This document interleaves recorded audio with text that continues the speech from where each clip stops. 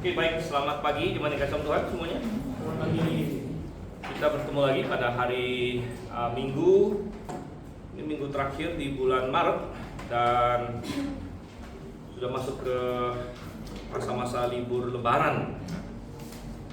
Atau jemaat banyak yang liburan nggak?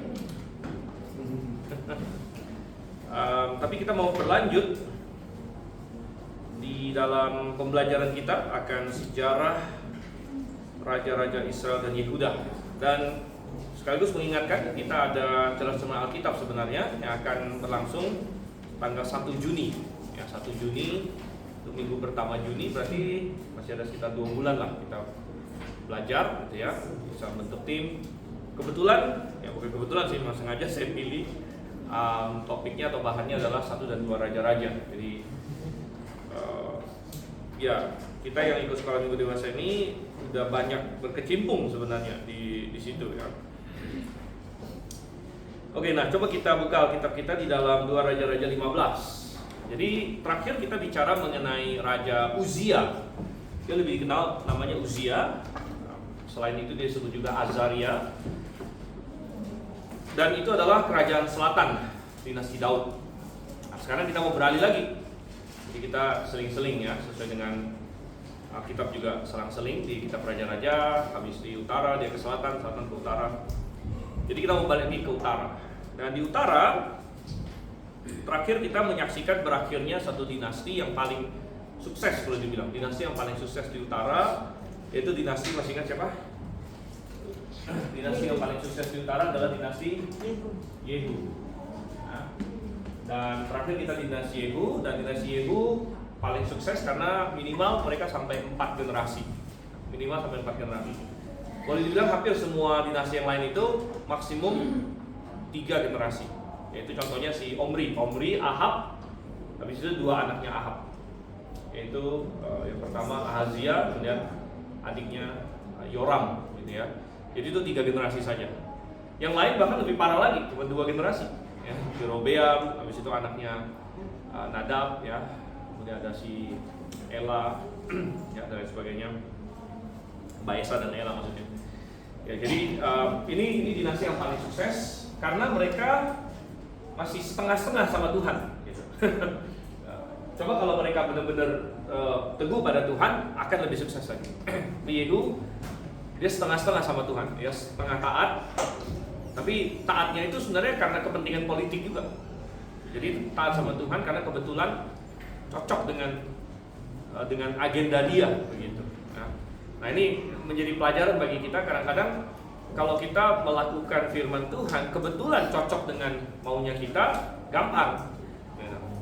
Ya, tapi ketika kita harus melakukan firman Tuhan yang mungkin membuat kita rugi, yang membuat kita harus kehilangan sesuatu, atau kita harus melawan arus dan sebagainya. Nah di situ iman yang sesungguhnya itu baru teruji sebenarnya. Apakah kita punya iman kepada Tuhan atau tidak. Nah, setelah berakhirnya dinasti Yehu, kita akan masuk di sini. Coba kita baca 2 Raja-Raja 13 dari ayat 2 Raja-Raja 15 dari ayat 13, dan kita akan melihat serangkaian raja-raja dari ayat 13 sampai ayat yang ke kita lihat satu-satu deh ya, satu-satu. Salum dulu. Coba kita baca beberapa ayat di sini. Salum dari ayat 13 sampai ayat 16. Saya bacakan dulu. Salum bin Yabes menjadi raja pada tahun yang ke-39 pemerintahan Uzia Raja Yehuda. Dia memerintah selama sebulan di Samaria. Sesudah itu Menahem bin Gadi berangkat dari Tirza lalu sampai ke Samaria. Ia menyerang Salum bin Yabes di Samaria, membunuhnya, kemudian menjadi raja menggantikan dia. Selebihnya dari riwayat Salum dan persekongkolan yang diadakannya, sesungguhnya tertulis dalam kitab sejarah raja-raja Israel. Pada waktu itu mulai dari Tirza, Menahem menyerang Tifsah dan semua orang yang ada di dalamnya serta daerahnya, sebab kota itu tidak dibuka baginya, yang memusnahkan kota itu dan membelah semua perempuannya yang mengandung. Oke, kita lanjut dulu ke Menahem ya, ayat 17. Pada tahun ke-39 pemerintahan Azaria, Raja Yehuda, Menahem bin Gadi menjadi raja atas Israel yang memerintah selama 10 tahun di Samaria. yang melakukan apa yang jahat di mata Tuhan. Semasa hidupnya ia tidak berpaling dari dosa-dosa Yerobeam bin Nebat yang mengakibatkan orang Israel berbuat dosa pula. Pul, Raja Asyur, datang menyerang negeri itu. Menahem lalu memberi 1000 talenta perak kepada Pul supaya ia membantunya mengokohkan kerajaan itu di tangannya. Menahem membebankan uang ini kepada Israel, kepada semua orang yang kaya dan terpandang. Setiap orang 50 shikal perak untuk diberikan kepada Raja Asyur. Lalu Raja Asyur pulang dan tidak tinggal di sana di negeri itu. Selebihnya dari riwayat Menahem dan segala yang dilakukannya, bukankah semuanya itu tertulis dalam kitab sejarah Raja-Raja Israel? Menahem mendapat perhentian bersama nenek moyangnya, lalu Pekahia anaknya menjadi raja menggantikan dia. Oke, ayat 23. Pada tahun ke-50 pemerintahan Azaria Raja Yehuda, Pekahia anak Menahem menjadi raja atas Israel di Samaria yang memerintah selama 2 tahun. Ia melakukan yang jahat di mata Tuhan. Ia tidak berpaling dari dosa-dosa Yerobeam bin Nebat yang mengakibatkan orang Israel berbuat dosa pula. Lalu Pekah bin Remalia perwiranya bersekongkol melawan dia di Samaria. Di Turi istana Raja Pekah bersama 50 orang dari Bani Gilead membunuh dia. Argob dan Arie membunuh dia. Argob dan Arie. Demikianlah Pekah membunuh Pekalia lalu menjadi raja menggantikan dia. Selebihnya dari riwayat Pekahia dan segala yang dilakukannya, semuanya tertulis dalam kitab sejarah Raja-Raja Israel. Oke, kita berdoa dahulu. Kita akhiri. Terima kasih Tuhan atas segala cinta kasih-Mu yang Kau berikan pada kami. Kami sudah sampai dari rumah ke tempat ini dengan selamat untuk mendengarkan firman-Mu, dan biarlah Engkau berikan hikmat akal budi buat gembala kami Stephen Liao, agar dapat menerangkan kepada kami apa yang difirmankan oleh-Mu Tuhan. Terima kasih Tuhan, berikan pada kami hikmat juga untuk menerima firman-Mu dan menjadi berkat buat kami semua, dan kami lebih mengerti dan lebih dekat dan lebih cinta kepada firman-Mu dan kepada Engkau Tuhan. Dalam nama Yesus kami berdoa. Amin. Amin. Amin. Oke, dan sambil kita lihat dalam isian kita di sini ya, kita sedikit recap latar belakang dari sejarah yang kita baca semua di sini, karena kerajaan Israel yang di utara sebentar lagi akan sampai kepada akhirnya, karena pemberontakan yang berkepanjangan.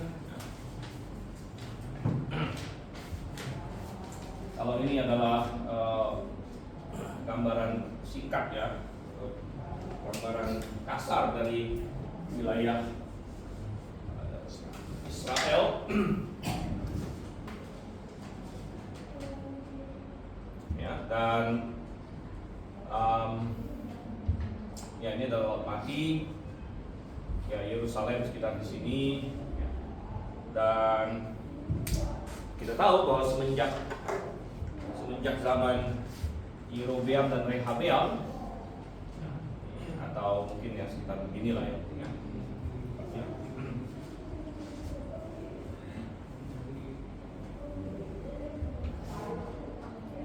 Ini adalah wilayah Israel, dan akhirnya ada Samaria di sini ya. Samaria. Sedangkan ini adalah wilayah Yehuda. Oke, dan sudah terbagi seperti itu. Itu di poin nomor 1 kita. Semenjak kematian Salomo, jadi Salomo adalah raja terakhir, raja yang bersatu yang terakhir. Orang Israel telah terbagi menjadi 2 kerajaan, yaitu kerajaan Yehuda di selatan dan Efraim atau Israel di utara. Jadi kadang-kadang mereka disebut kerajaan utara dan kerajaan selatan. Ya, dan sangat disayangkan bahwa sepanjang sejarah tidak ada raja Israel, ya, raja utara, yang dengan sepenuh hati mengikuti Tuhan. Ya, tidak ada satupun. Nah, ini hal yang sangat sedih sekali. Bahkan yang kita bilang Yehu, ya, kita berharap banyak pada Yehu sebenarnya, karena minimal dia diurapi oleh Elisa, ya, diurapi oleh Elisa lewat seorang hamba muda, gitu ya, seorang nabi muda, minimal dia diurapi, dan sepertinya awalnya dia ikut Tuhan awalnya, karena dia giat melawan Baal. Ya, tapi belakangan kita sadar bahwa itu karena memang itu cocok dengan kepentingan politiknya, ya, karena dia mau menggantikan rezim sebelumnya, dan Baal itu identik dengan rezimnya Ahab, ya. Jadi dengan melawan Baal, dia melawan Ahab juga. Karena yang memasukkan Baal adalah Ahab dengan Izebel. Jadi ini dewa asing. Ya. Jadi Yehu akhirnya memainkan sentimen nasionalistik. Nah ini bahayanya ketika kita hanya bergantung kepada politik saja untuk membenarkan suatu masalah yang sebenarnya adalah masalah rohani. Ya. Dan saya menjadi menarik paralel ya antara kalau Indonesia nggak ada paralel, Indonesia bukan Kristen gitu kan. Tapi Amerika, ya Amerika sekarang ini kan di kalangan orang Kristen ada sedikit euforia, ya, sedikit lah gitu ya, atau di kalangan orang-orang konservatif karena Donald Trump menang, kan?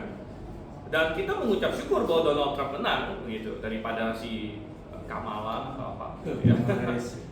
Sama seperti Yehu jauh lebih baik daripada Omri dan dinasti Omri, begitu ya. Cuman adalah suatu kesalahan kalau kita berpikir bahwa politik bisa menyelesaikan masalah-masalah rohani, gitu ya. Itu suatu, kita akan kecewa, begitu ya. Oleh karena itu, walaupun Donald Trump jauh lebih konservatif ya, dan kabinetnya jauh lebih konservatif ya, daripada Demokrat dan Kamala dan lain sebagainya, tetapi kalau masalah-masalah rohaninya ini tidak dibenarkan, yaitu masalah kelahiran baru, masalah keselamatan, masalah gereja-gereja yang kacau balau dan sesat yang banyak sekali di Amerika itu, ya itu hanya memperlambat saja, ya memperlambat saja. Ya. Dan ini sebenarnya satu paralel yang sangat mirip begitu, sangat mirip. Dan kita tahu bahwa, ingat nggak, salah satu keturunan Yehu kan ada satu namanya Yerobeam juga ya. Yerobeam kedua, dan situ Israel mengalami masa jayanya gitu. Secara ekonomi, secara militer ada keturunan ketiga dari Yehu di sini. Yerobeam, di sini Yerobeam kedua. Jadi mereka bisa secara ekonomi bisa makmur dan sebagainya, namun sekali lagi sebenarnya secara rohani Tuhan tetap sangat tidak senang dengan apa yang terjadi di sini. Ya. Dan ini harus menjadi artinya begini, kita harus melihat segala sesuatu sebagai orang rohani ya, dari kacamata rohani, ya, dari kacamata rohani. Oke, jadi masih di isian kita nomor 1 sini. Jadi tidak ada raja Israel yang dengan sepenuh hati mengikuti Tuhan, bahkan yang setengah hati mengikuti Tuhan pun sedikit. Ya, sebaliknya Yehuda masih memiliki sejumlah raja yang cukup baik. Jadi kita bandingkan dengan selatan. Ya.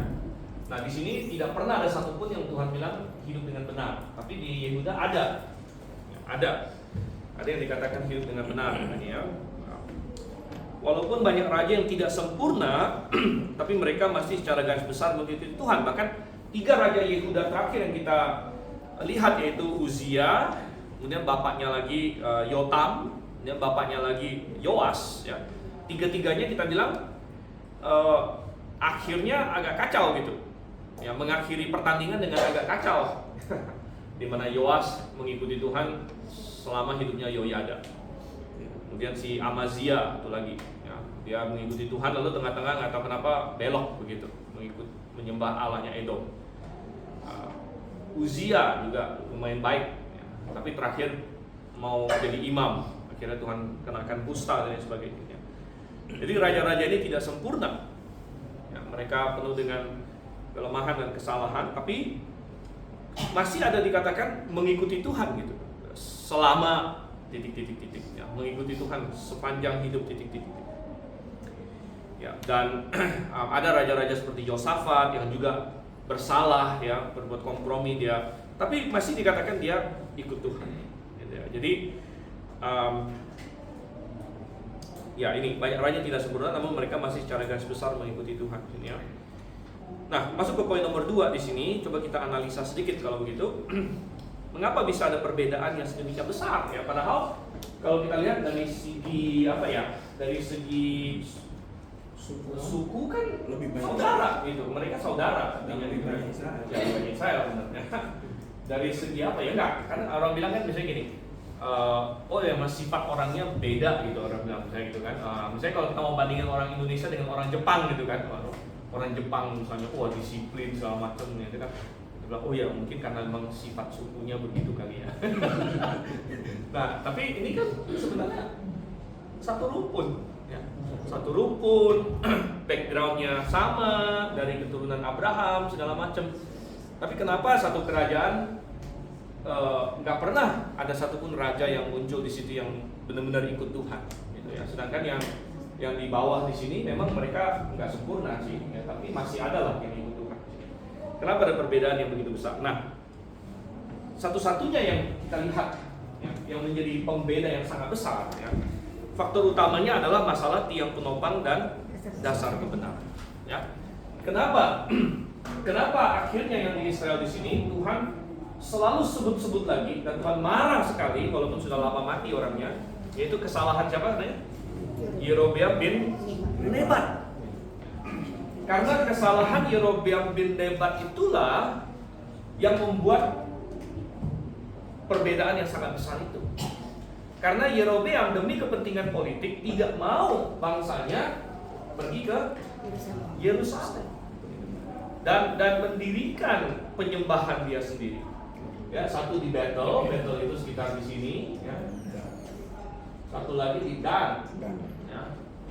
Ini Samaria, ya. Nah Samaria baru menjadi ibu kota belakangan pada zamannya Ahab memang. Ya, tapi Yerobeam bin Nebat, Yerobeam yang pertama, yang bukan Yerobeam bin Yoas. Yerobeam bin Nebat, dan Tuhan selalu marah. Bahkan tadi kita baca mengikuti dosanya Yerobeam bin Nebat, mengikuti dosanya Yerobeam bin Nebat. Jadi itu selalu yang Tuhan balik lagi kepada sumber masalahnya di situ. Dan kenapa? Ya, sekali lagi demi kepentingan politik dia tidak mau umatnya di Yerusalem. Sehingga dia bikin lembu emas dua, satu di Betel, satu di Dan. Dan kalau kita mengerti geografinya, kita jadi paham ini dua ini dipilih sangat strategis. Dan adalah salah satu kota paling utara, dan Betel itu yang di selatan di sini, ya. Sehingga maunya Yerobeam dia memberikan suatu pragmatisme ya, kepada orang Israel. Dia bilang gini, ngapain lagi kamu jauh-jauh ke Yerusalem, gitu kan?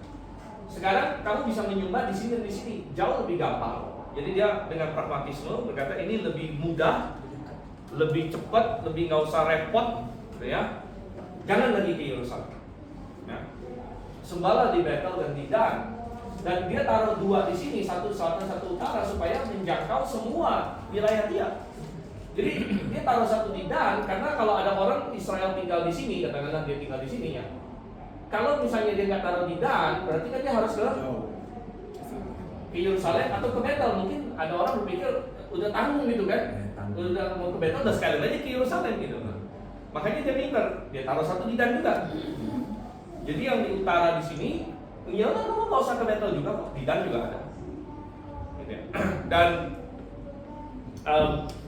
dengan memunculkan suatu agama yang pragmatis di sini, ya, agama yang pragmatis, agama yang buatan manusia tentunya, gitu ya, yang tidak memerlukan suatu pengorbanan yang bagaimana, gitu ya. Akhirnya dia memutuskan tali, di mana akhirnya Israel di utara di sini tidak lagi memiliki tiang penopang dan dasar kebenaran, tidak lagi tersambung kepada tiang penopang dasar kebenaran yang adalah Bait Suci waktu itu. Ya, Bait Suci pada waktu itu adalah pusat penyembahan yang Tuhan inginkan. Disitulah orang Israel di zaman PL bisa bertemu dengan Tuhan. Disitulah mereka memberikan korban yang benar kepada Tuhan. Disitulah imam-imam berada pada waktu itu. Ya, dan seharusnya ini sentral bagi penyembahan Israel. Ya, bahkan Tuhan sudah kasih tahu 3 kali setahun semua orang Israel harus ke sini. Ya, jadi karena mereka tidak lagi tersambung kepada tiang penopang dasar kebenaran, maka mereka akan pelan-pelan semakin kacau.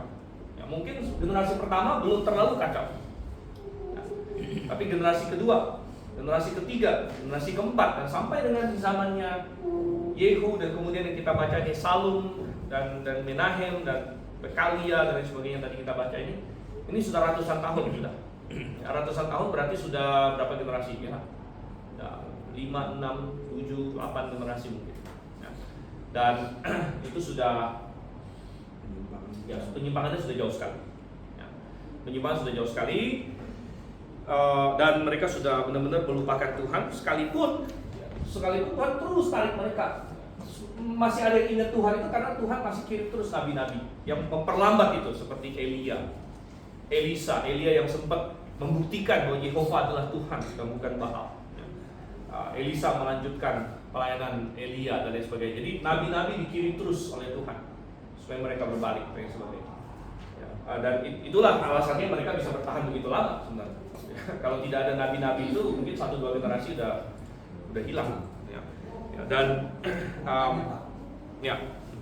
memang kalau di satu saat atau di dunia ini bait Allah itu hanya boleh satu. Ya, pada masa itu ya. Karena itu kenapa nggak bangun bait Allah juga gitu? Nggak bisa, Pak. Nggak bisa, Pak. Bait Allah itu cuma satu. Coba kita buka dalam Ulangan. Ya, Ulangan pasalnya yang ke 12, coba kita lihat.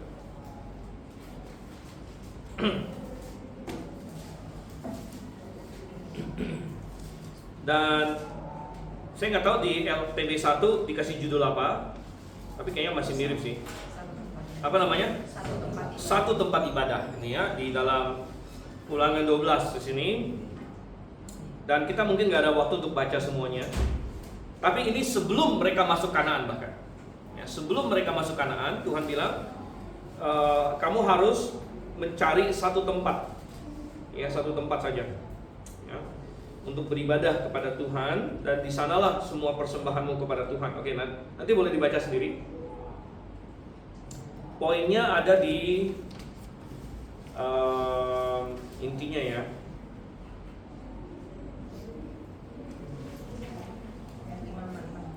Ya, ayat 5, 6 ya. Nah, ini juga satu poin yang bagus karena begini, orang-orang liberal, ini sedikit menyimpang ya, tapi orang-orang liberal sering bilang bahwa kitab-kitab Taurat itu bukan Musa yang tulis. Ya, jadi mereka, kalau ada yang pernah ikut teologi, ada yang tahu teori JDP ya, mungkin pernah dengar. Ini teori documentary hypothesis. Jadi mereka berkata bahwa sebenarnya bukan Musa yang tulis, tapi kitab Taurat itu ditulis setelah pembuangan untuk membenarkan praktek-praktek Yahudi pada waktu itu. Jadi mereka kayak bikin dokumen palsu atas nama Musa, bilang ini Musa yang tulis, tapi sebenarnya untuk membenarkan mereka begitu. Ya, ini teorinya liberal gitu ya. Tapi Ulangan pasal 12 nggak cocok di situ, karena begini, kalau prakteknya adalah untuk membenarkan mereka, mestinya mereka langsung sebut Yerusalem, gitu ya. Tapi Ulangan pasal 12 tidak menyebut Yerusalem. Ngerti nggak maksudnya? Gitu kan? Jadi kalau misalnya ini ditulis setelah pembuangan atau setelah raja-raja lah, masa raja-raja, maka mestinya tempat yang dipilih itu kan sudah disebut namanya Yerusalem, gitu kan? Nah, tapi kalau kita baca di Ulangan pasal 12 tidak disebut namanya sama sekali, karena memang itu ditulis oleh Musa dan Musa pun belum tahu tempat yang akan dipilih itu apa, gitu. Nah, awalnya waktu mereka pertama masuk ke situ kan tempatnya Silo. Masih ingat ya? Jadi waktu orang Israel pertama masuk ke Kanaan, tempat yang dipilih Tuhan itu Silo awalnya. Tapi belum permanen. Ya, namun karena kejahatan Israel, termasuk imam-imamnya, Imam Eli dengan Hofni dan Pinehas dan sebagainya, akhirnya Tuhan buang Silo. Nah, baru akhirnya di zaman Daud, Tuhan putuskan Yerusalem, ya, menjadi tempatnya. Gitu, ya. Nah, jadi Ulangan pasal 12 juga menentang ini di JDP lah ya. Oke, dan ya, jadi balik lagi ya. Ini masalah tiang penopang dan dasar kebenaran. Coba kita lihat di poin nomor 2 di sini. Masih di isian kita. Yehuda memiliki Yerusalem dengan bait sucinya yang merupakan pusat penyembahan yang benar pada masa itu. Ya, pusat penyembahan yang benar pada masa itu, tempat di mana Tuhan ingin orang percaya datang, orang percaya mendapatkan pengajaran, itu adalah Yerusalem. Itu adalah TPDK pada zaman itu. Israel adalah TPDK dan pusatnya ada di Yerusalem di situ ya.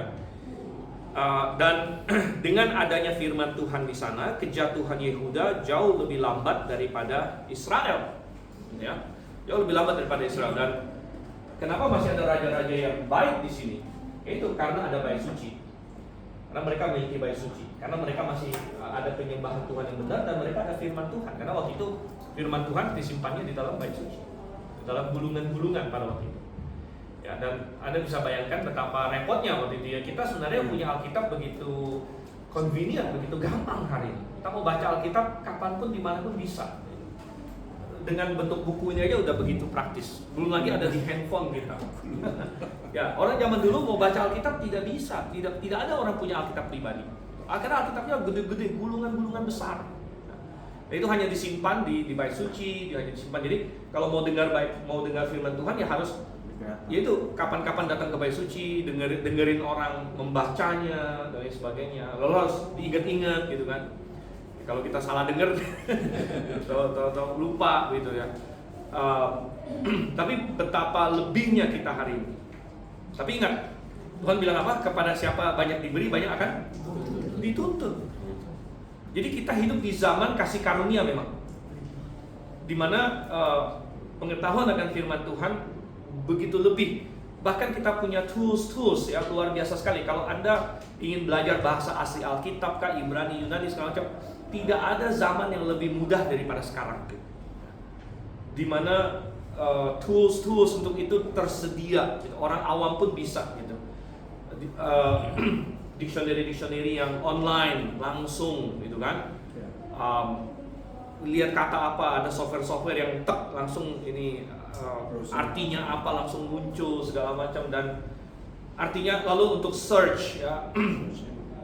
Dulu kita masih harus buka-buka konkordansi. Saya masih zaman dulu di perpus Grafe itu kita harus stok beberapa konkordansi gitu kan, supaya mahasiswa mau cari ayat segala macam. Sekarang siapa pernah dengar konkordansi lagi? Itu nggak ada. Kenapa? Ya, tinggal di search aja di handphone kamu ya, ada search yang jauh lebih gampang, jauh lebih powerful dan lain sebagainya.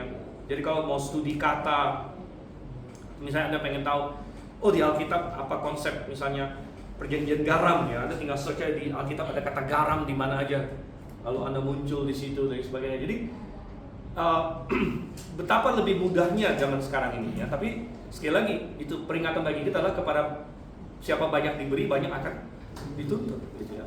Nah, makanya Tuhan ingin kita yang lebih sebenarnya punya akses kepada firman-Nya dan lain sebagainya, ini kita sebenarnya lebih taat lagi kepada Dia ya. Oke, tapi ini menjelaskan kenapa Yehuda masih lumayan dalam pengertian tertentu dibandingkan dengan Israel.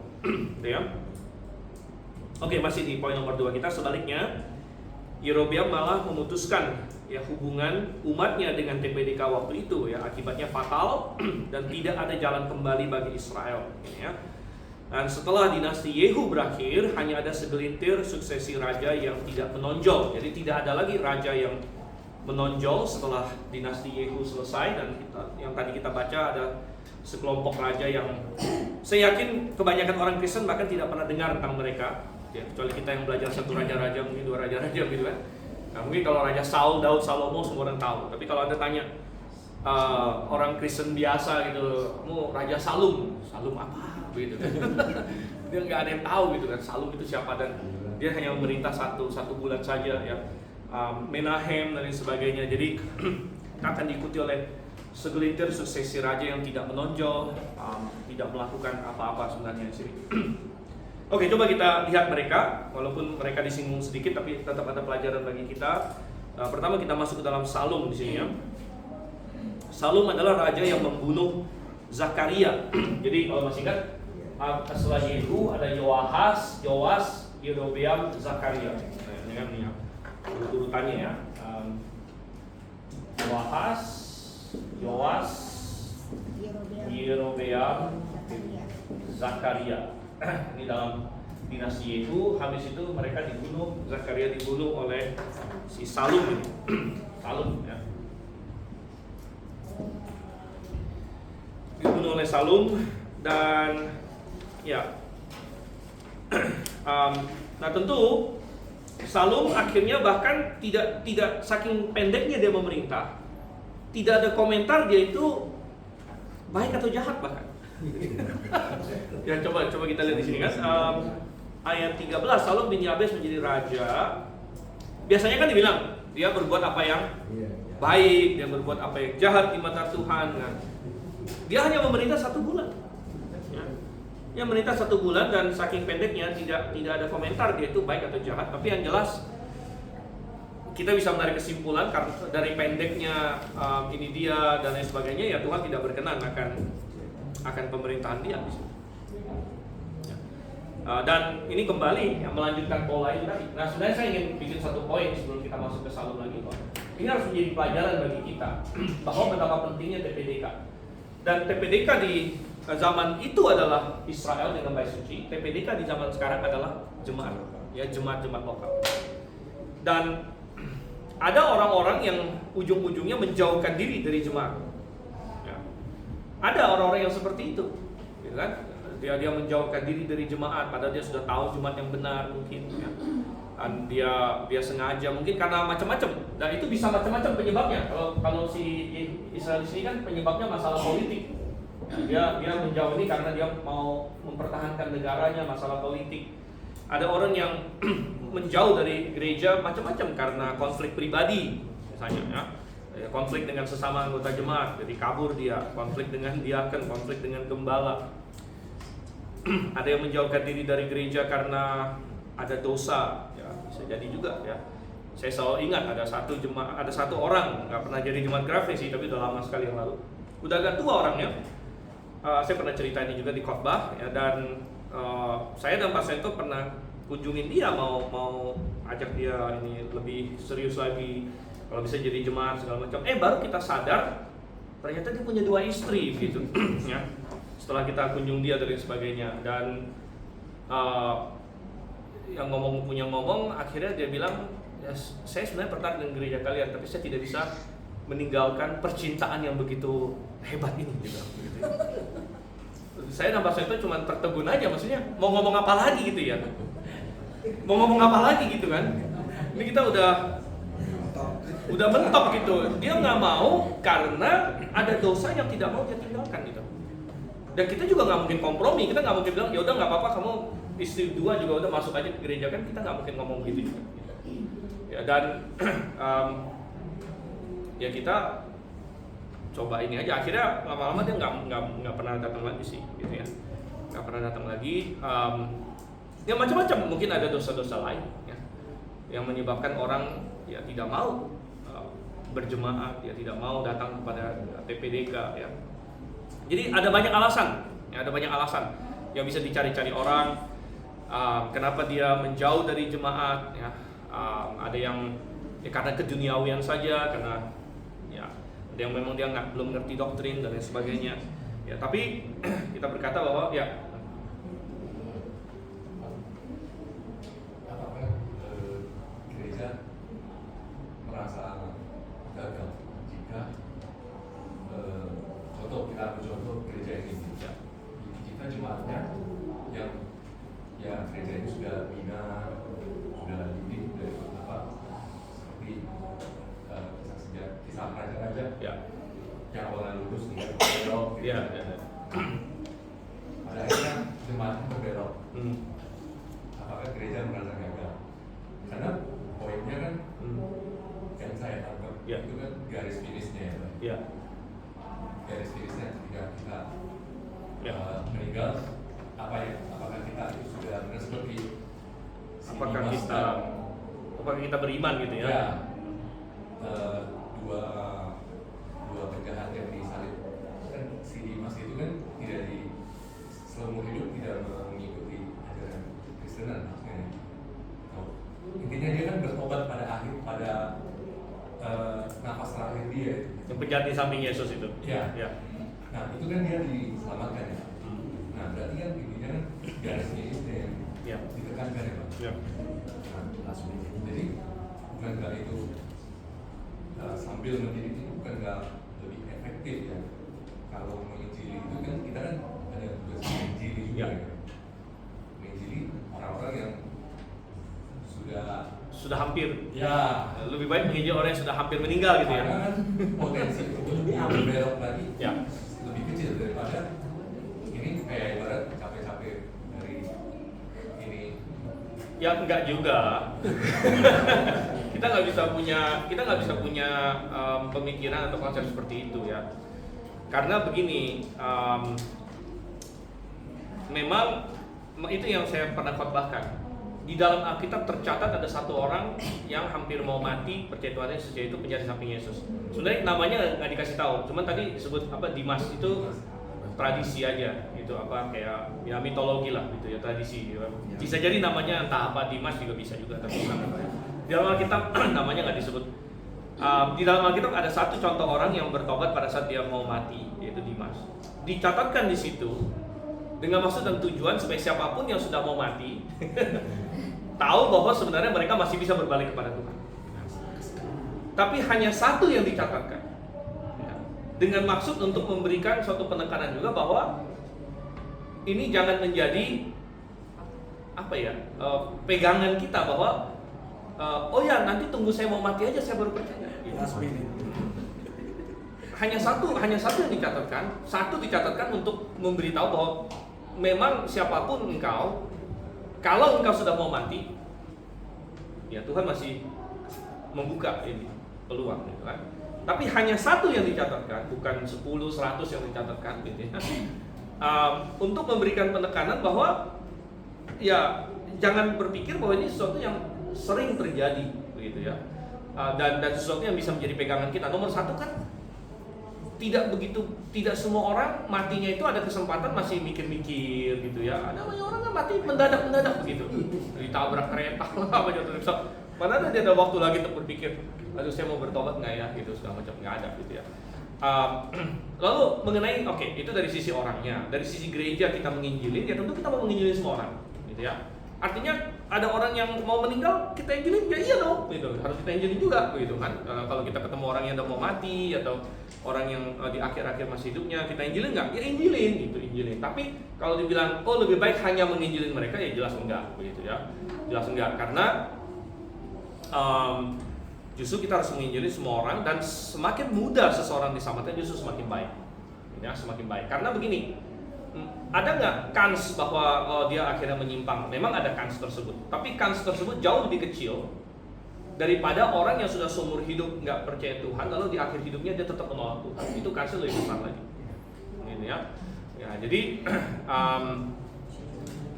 kita tetap menginjilin, bahkan semakin mudah mereka diselamatkan semakin baik. Karena ingat bahwa kita bukan hanya bicara mengenai masuk surga, kita bicara mengenai hidup yang berguna dan hidup yang akhirnya untuk Tuhan, yang itu semua bisa dimulai dari kecil gitu ya.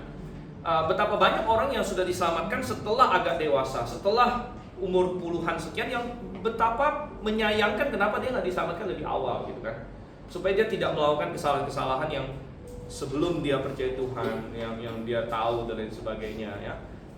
Dan oleh karena itu betapa pentingnya sebenarnya diselamatkan pada usia muda, itu hal yang jauh lebih ideal sebenarnya. Ya, jadi balik ke Salum sini ya, Salum poin nomor 3 di sini ya. Raja terakhir dalam dinasti Yehu adalah Zakaria, dan dia dibunuh oleh Salum bin Yabesh.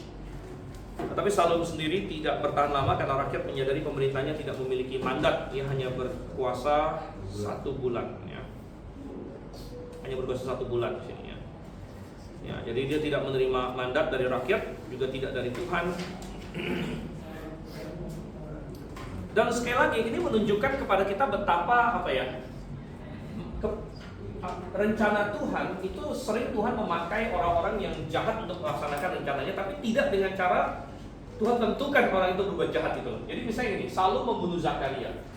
Ini Tuhan izinkan. Mengapa? Ini juga memenuhi janji Tuhan bahwa dinasti Yehu hanya akan sampai keturunan yang keempat, gitu kan. Jadi bahwa Salum mengakhiri hidup Zakaria dan dengan demikian mengakhiri dinasti Yehu, itu kan cocok dengan nubuat sebenarnya. Tetapi cocok dengan nubuat bukan berarti bahwa apa yang Salum lakukan itu berkenan di mata Tuhan. Nah ini harus kita pahami gitu. Hanya bahwa kamu memenuhi nubuat belum tentu berarti apa yang kamu lakukan itu ini benar gitu, atau sesuatu yang Tuhan inginkan. Karena Tuhan tahu apa yang kamu mau lakukan. dan Tuhan tahu apa yang semua orang mau lakukan, dan Tuhan bisa menginkorporasikan pilihan kamu untuk rencana Dia. Ya, jadi Tuhan sudah tahu jauh-jauh hari bahwa Salum ini akan mau membunuh Zakaria, dan itu Tuhan jadikan suatu nubuat bahwa keturunan Yehu hanya akan sampai 4 keturunan. Dan Tuhan izinkan ini terjadi. Tuhan bisa nggak gagalkan? Ya bisa-bisa saja. Misalnya sebelum Salum membunuh Zakaria, Salum tiba-tiba kena serangan jantung atau apa, itu bisa-bisa saja gitu ya. Tapi enggak, Tuhan izinkan gitu. Tuhan izinkan ini terjadi karena memang, jadi di sini ada tanggung jawab manusia, ada kedaulatan Tuhan. Bukan Salum yang bunuh Zakaria juga bisa kan? Hah? Ya bukan Salum yang membunuh Zakaria juga bisa. Tapi tanggung jawab manusia itu ada tanggung jawab Salum, tanggung jawab Zakaria, tanggung jawab Yerobeam, tanggung jawab Yoas, tanggung jawab Yoahas, tanggung jawab Yehu juga. Ingat, gara-gara Yehu tidak sepenuh hati mengikuti Tuhan, makanya Tuhan bilang sampai keturunan keempat doang, gitu kan? Jadi semua di sini ada tanggung jawab. Tiap-tiap manusia punya tanggung jawab. Dan Tuhan punya kedaulatan.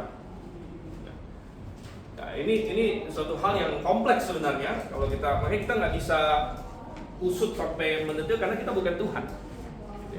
Kita bukan Tuhan, kita nggak tahu semua detailnya, gitu ya. Tapi ada tanggung jawab manusia, ada kedaulatan Tuhan, ya, kita bilang, ya. Dan kedaulatan Tuhan berkata, oke, saya akan izinkan kamu sampai keturunan keempat saja. Aku akan izinkan Salum membunuh Zakaria, tapi tidak menghilangkan tanggung jawab dia. Dan ya, Salum tidak punya mandat sebenarnya. Salum adalah seorang penjahat yang membunuh tuannya, ya, memberontak. Oleh karena itu dia mati juga, oke ya. Jadi poin nomor 4 itu, yang seperti yang tadi kita bilang, bahwa Tuhan memakai pemberontakan Salum untuk menggenapi nubuatnya tentang keluarga Yehu, tapi bukan berarti Tuhan senang dengan perbuatan Salum atau sikap Salum di situ. Ini mengilustrasikan kepada kita bahwa rencana Tuhan dalam sejarah tidak menghilangkan tanggung jawab manusia. Ya, jadi ya sama seperti bahkan penyaliban Tuhan Yesus adalah contoh paling agung mengenai bagaimana manusia mau berbuat jahat, tapi Tuhan tahu itu dan Tuhan izinkan, dan bahkan Tuhan jadikan bagian dari rencana Dia untuk membawa keselamatan bagi kita semua.